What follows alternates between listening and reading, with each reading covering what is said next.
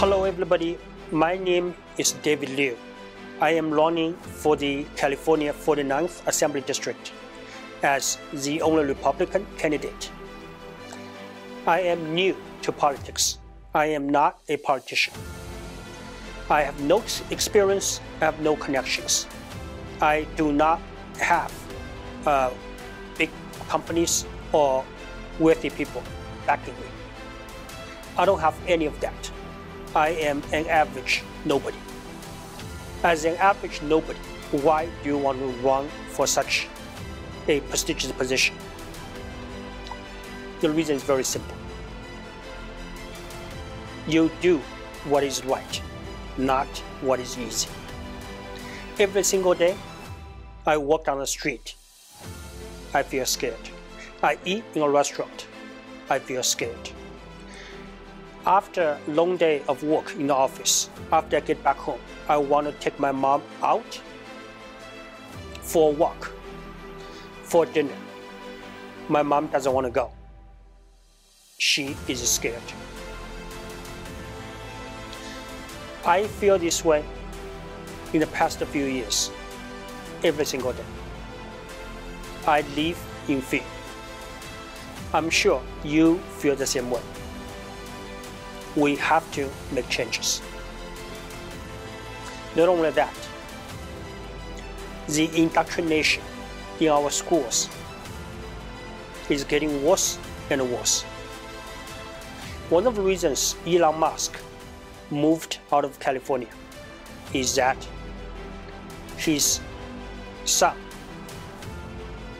had a sex change operation. His son has become his daughter. Her name is Vivi. I think the indoctrination has to stop. The parents are entitled to the notification of such a dramatic event in their children's lives. Third, we have to control inflation. You go to McDonald's, you go to Starbucks, the price has gone up by so much to the point you cannot afford to live in California anymore. We have too many taxes. Not only there's a lot of taxes, many of them don't make any sense, such as mileage tax. You travel more miles, you pay more money for mileage tax. People who travel a lot are the kind of people who don't have a high income. They have to live on the outskirts of the city. So you get penalized for not having high income. It does not make any sense at all. That has to stop.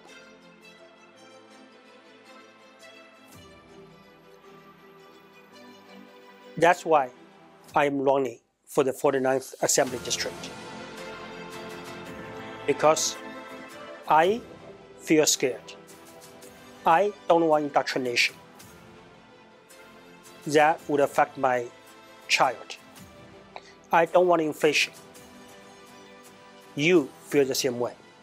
You, me, together will send a strong message to Sacramento. Let's do something about it. I don't want to just talk the talk. We have to walk the walk. But I need you to walk with me. Thank you. My name is David Liu. I'm the Republican candidate for the 49th Assembly District in California. Thank you. I'm sure we can get some more signs. We need to get him elected. So tell your friends, we need Elizabeth elected, we need David elected, we need to change this state. This state has gone downhill. It's like the best state, I think, well, other than Hawaii, but the best state in the United States. And we need to get it back to where it was before. It used to be the Golden State. Now I don't even know if it's It's probably the lead state by now. Without further ado, David? Here.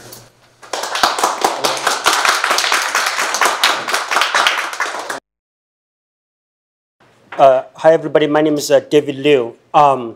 First off, I would want to thank each and every single one of you for your unwavering support and endorsement since the beginning of the campaign. For the primary, actually on the evening of March the 5th, actually I got 39.76%. It was almost 40% of the votes. Given that, that's terrific. Yeah, thank you. Given that there was only 17% registered Republican voters in the district, so I was told actually the number was really good.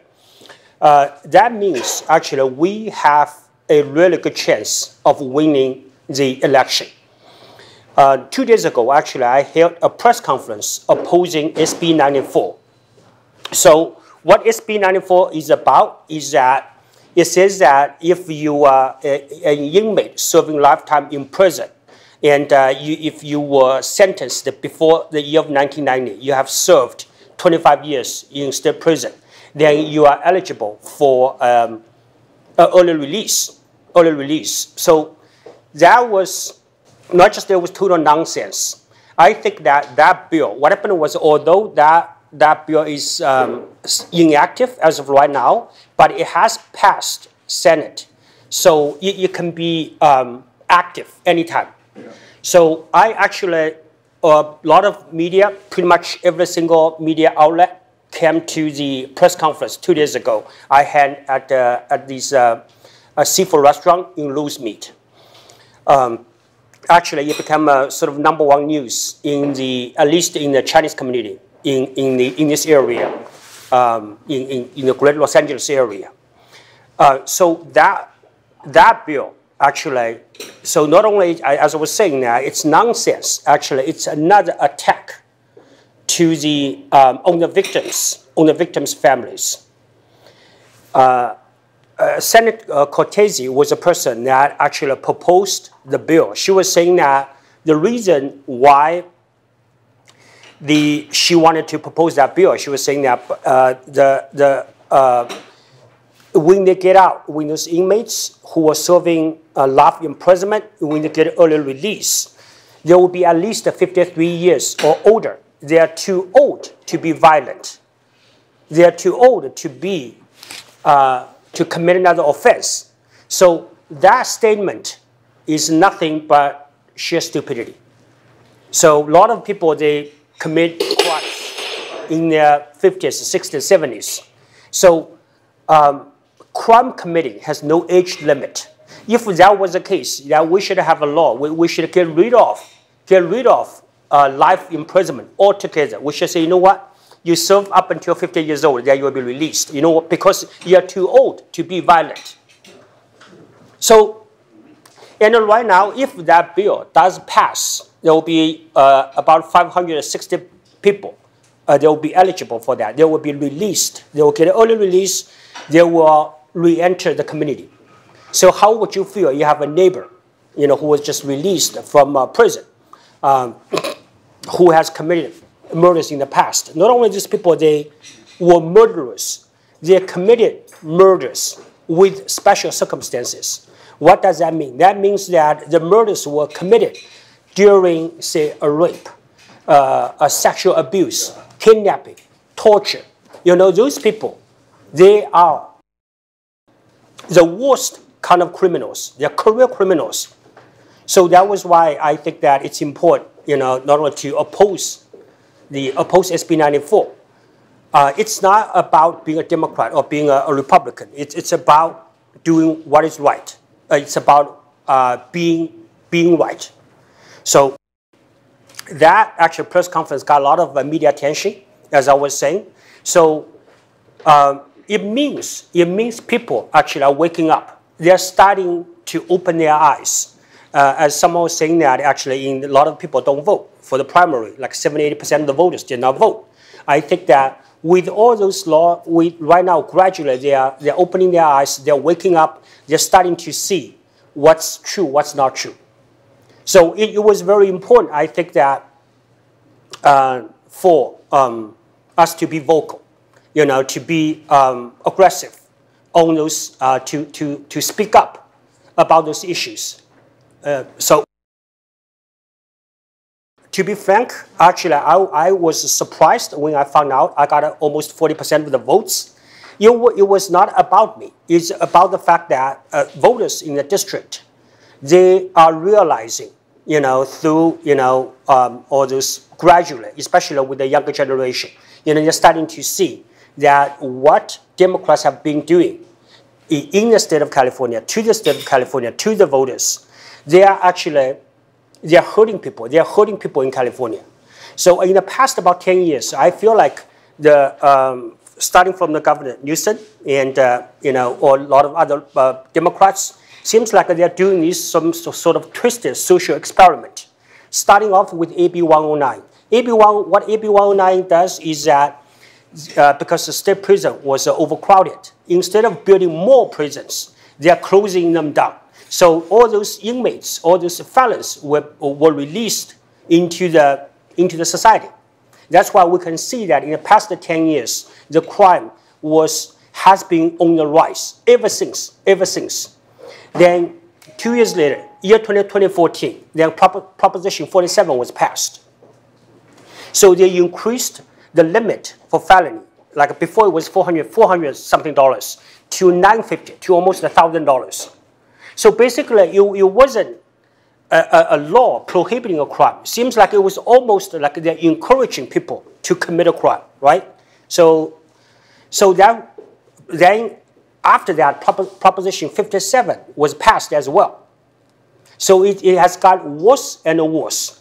Yesterday at 4 o'clock, somebody was robbed again at the parking lot of a ranch market in Lowland Heights. About a month ago, the same incident took place. Seems like every single day there will be robberies, there will be people being assaulted. It's like it's not even news anymore. It's kind of like it will be news that if you open up a newspaper, like saying that in the past week no crime has been committed in the state of not in the state in Los Angeles County, in Temple City, in Arcadia. That actually would be news. That would be news. So that's why I think that it's important to do something about it. And I'm an attorney. I've been practicing for about 20 years. I actually have a rather successful law practice. Also, in addition to being an attorney, I'm also a husband and a father. I actually have a 3-year-old. Actually, campaigning is a lot of work. My wife, at the beginning, wasn't necessarily on board with me. I basically, explained to her that it wasn't just about me. It wasn't just about our family. It's about the future generation. Our 3-year-old included. So it's important to do something about it. Given that actually over 50% of residents in the District of 49 are Asian Americans, me being an Asian American, being a Chinese American, certainly is a plus. So I think the 40%, almost the 40%, of the votes actually says a lot. So that's why I think that I have a pathway to victory. I have my own broadcast. Aside from that, I feel like what's more important is that conservative Republican values in line with traditional Chinese values, on a lot of pretty much everything. As I was saying, no indoctrination, no crime, no ACA 7, no inflation. Asian Americans, Asian immigrants, me included, came to America for law and order, not for lack of it. Like in the past 10 years, I feel like what was really messed up was that law enforcement is a bad guy, are bad guys. And criminals, somewhat, they're being portrayed as victims of the society. What about the real victims? What about the people that murdered, people that raped, people that assaulted, people that stole property from? What about those people? They're the real victims. So I feel like right now everything's upside down. The reality has gone upside down. That's why I think it's time to fix it. It's time to restore law and order. It's time to restore common sense. You know, as I was saying, the SB 94, like Senator Cortese, you know, she just said it. Oh, they're too old to be violent. Like, are you kidding me? You got to be serious. You know, she said it with like a straight face. You know, if I see her, I want to ask her, okay, fine. You know what? If that person, you know, the murderer gets released and he becomes your neighbor, how would you feel about that? Would you have trouble sleeping in the middle of the night? Especially, say you have small children, you know? So, and the other thing, though, is that one of the primary purposes about the criminal system is not necessarily rehabilitate. It's also punishment. You have to suffer the consequences for your actions. Otherwise, people can just go out. They steal, they murder people, they rape people, they can get away with it. You know why? They can say, you know what, right now, I'm a changed man, so I don't have to do any, you know, suffer any consequences. I don't have to do any jail time. I don't have to pay any fine. Obviously, that, you know, that cannot be true. That cannot happen. So that's why everybody was telling me, like, since the beginning of the campaign, like, oh, this is California, you know, this is Democrats' control. Why are you doing this? Especially in Los Angeles County. They think, well, at least it was an uphill battle. But the way I see it is this. You have to do what is right, not what is easy. Otherwise, there won't be too much of a point of doing it. You know? The idea of democracy, I think, is checks and balances. So that's why I think that we need Republicans, you know, me included, like to be elected. You know, not just as state assemblymen, senators, you know, city council, mayors, you know, that way, I think we can really, you know, we can really exercise, you know, democracy. So that's why I'm doing this. Although, to be frank, it's my first time running. It was very overwhelming. A lot of work, a lot of handshaking, talking to people, smiling, you know. So, I mean, you know, I actually, you know, it just, you know, it's challenging, but sometimes it does get stressful. But I feel like this is a part of the deal. You know, you do what needs to be done, you know, to say that if I do all this, I get elected. They have, you know, bills like ACS 7, SB 94, you know, ACB 957. You know, I will, you know, I will vote no. I will say no. I can talk to these people and say, no. Are you serious? Are you kidding me? Are you like a stupid? You know, why? Seriously. So I'm really honored to be in this position, you know, to try to put up a good fight, because I know I'm fighting for what is right. You know, as the saying goes, you do your part, the rest is up to God. You know, I think that, you know, with the support, with the endorsement from everybody, you know, I will also do more of door knocking, grassroots, you know, sending out mails. You know, I'm confident, you know, we can do this, I can do this, we will win this election.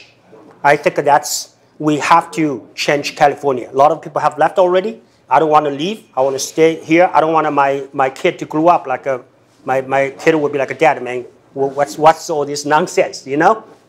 So that's why I'm doing this. I really appreciate the opportunity everybody has given me. I really appreciate the support everybody has given me. It means so very much to me. Whatever questions you have, I'd be glad to answer them. Yeah. How long have you been a Republican, and why did you choose Republican over Democrats? Okay. Well, actually, I haven't been a Republican for long. Before, actually, I was very interested in politics. You know, I've been having my my broadcast for about 5 or 6 years. I was even back then, I was very vocal on those issues. You know, all those, before there was ACF 5 and some other like bills and laws. The Democrats they were trying to they proposed that they're trying to get passed, and then I realized, you know, instead of being in the audience, you know, I can do more. Actually, I can be a player. You know, I can get involved. That's why I decided to run for the position, for the public office. Yes.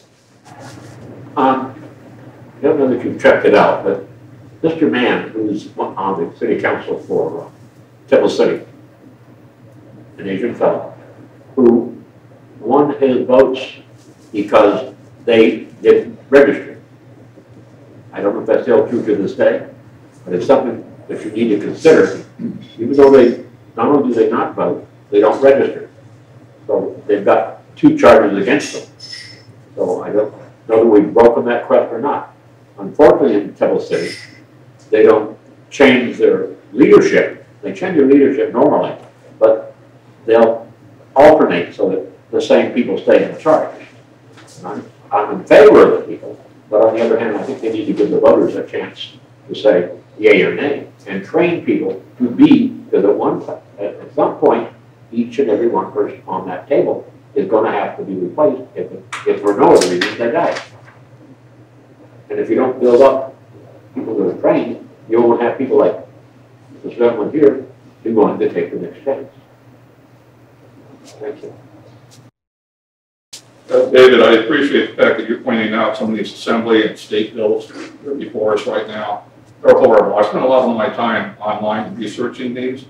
I get on the phone, I call my congressional and Senate folks and voice my concern about it. We need everybody to do that. I mean, it doesn't take a lot of time. People need to be aware of these awful, awful bills that get generated almost weekly in the state. You need to get on the phone. You need to make your voices heard. You need to type out emails to these people. Make them uncomfortable. Let them know. You're right. So everybody needs to stay aware of this, make your voice heard, call them, write them, let them know. I appreciate that you're doing this. Thank you. Thank you. Thank you. I mean, I always believe that either all is well or nobody is well. So like we are connected, like you're part of the community. Everybody needs to be involved. Everybody needs to go out and vote. Go ahead. There's something else also to consider. I don't know the Brown Act hardly at all, but I do know that limits the amount of communication they can have within the meeting because it's considered to be controlling. So it's usually when, from Temple City's case, I know that there is an attorney there, their city attorney, who will interpret the Brown Act and say, well, this provides and this doesn't provide. So if you don't know that, I think you need to educate yourself on it yourself for that reason. Okay, thank you. Thank you. And I don't know if you guys knew this, about like a couple of weeks ago, there was a house in Alhambra that was burglarized. You know, about $250,000 cash was taken. It was a college fund for the son of the restaurant owner. And also a lot of jewelries, valuables were taken.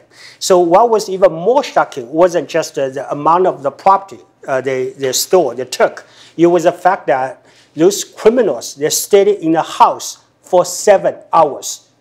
They probably took a shower, they took a nap, they cooked up them a nice piece of steak, and they got bored, they left. The reason they left wasn't because they were afraid they were going to get caught, because they got bored. They would be like, oh, I ate the steak, I took a nap, it's time to go. So that was how bad it was. They still have, in my knowledge, they still have not been caught. So that meaning that about a couple of months ago, I was in San Francisco for a case. On Market Street, there was a person. That person just takes a dump in the broad daylight. Everybody walks by as if it was nothing, like it was part of the norm. It was part of like everyday thing. So I feel like, you know, the way it's going, at some point, Los Angeles will become like San Francisco. You know, this is like not obviously a normal society everybody would envision. Yes, go ahead. Yes, David. I wanted to mention that on your radio show, yes, everybody that calls in, yes, often complain of what's being not done, rather than our voices are not heard unless we vote. Most immigrants that come here because they see freedom and opportunity. They don't realize the correlation of voting. How do you work in your campaign to get people to register to vote. The question was well taken from our friend here in San Gabriel, but how do you reach out to people? You've been very effective. How do you get that effectiveness out to the rest of the people who are not voting yet? Well, one thing I've been doing is that I've been doing quite a few press conferences on these very specific issues. I did a press conference on ACA 7. I did a press conference on SB 94, both of which Mark Fong, the incumbent, of the 49th district, he voted yes on both bills. Actually, Epoch Times actually reached out to Mark Fong saying that, or David Liu said that you voted yes on SB 94. Do you care to comment? He has not responded. Yeah. So again, I really appreciate everybody's support and endorsement. It means so very much to me, and I will give my best shot. I will do anything and everything that can be done within my reach, within my power, to win the fight, to win the election. Thank you so very much. Yes. You're very involved with the Mandarin-speaking community. You have a lot of influence. What would you say Republican, local Republican, the Republican in LA and the state can better to better the message or reach out, or what's lacking that can improve the Republican impact into the California locals? Do you have? Yes, one thing actually I've been doing is that I'm trying to reach out to the younger generation, like college students. A lot of college students, a lot of times they are not very mature because of their age. They tend sort of to identify more with, Democrat ideology. But one thing I've been doing is that I've been trying to reach out to students at UCI, UCLA, basically to make them see what's been happening. So that's yeah, go ahead, yeah. When you talk to community and voters, what do you find in this area that people care about the most? Do you get a certain sense for specific issues that yes. the community really cares about more than other things? Yes, there's two. I think that's the two most important issues they care about. The first is safety. Yes. Every single day people are worried. People are afraid of getting robbed. Yeah. Like my mother, I like to take her out when I get home, for a nice, like a dinner. So, but she doesn't want to go out. She's like, well, don't you see? Like, every single day people are getting robbed. It's not very safe. So basically, the quality of life, not just for my mother, for everybody has been affected. It's like you're living in fear. Like if you're living in fear, it doesn't matter what you eat. Like, you can live in a nice house, you can stay in a, nice house and all that. That won't matter, because you don't have that peace of mind. So I think that affects everybody. And the second very important issue is education. And that's why no ACA 7, no indoctrination, with all these, non-sensible bills either being passed or in the process of being passed. I think that parents are really concerned about that. Yeah. That's my feeling too. So please push on those two things. Okay. More than anything else, because in my experience in this community, that is also what I find to be the top two really important issues that the residents care about. Okay. Thank you so much. Yeah. Thank you. Thank you so very much. Yes. What's the geographical location of District 9, the cities? Yeah, well, it's 12 cities. San Gabriel, Louismead, Alhambra, Monterey Park, El Monte, Temple City, Arcadia, San Marino, South Pasadena, East Pasadena. Yeah, thank you. Yeah. Thank you so much. Thank you. Thank you so very much. Thank you. Thank you. Thank you.